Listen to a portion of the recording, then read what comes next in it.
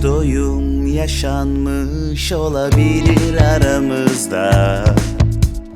Hem yüzeysel hem de sahte cevaplar, bakışlar.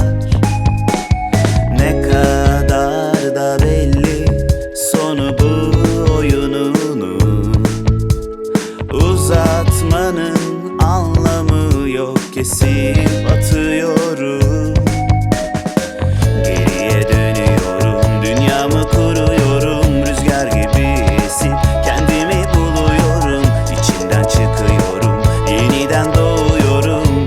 Adını zaman kaybı koyuyorum. Artık yoksun,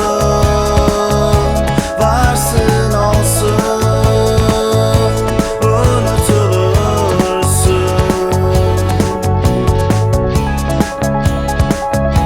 Artık yoksun,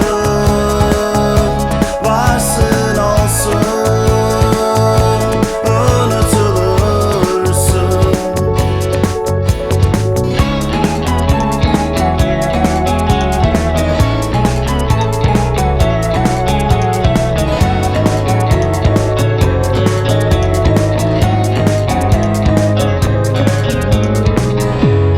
Geçmişi anma, karşıma çıkma.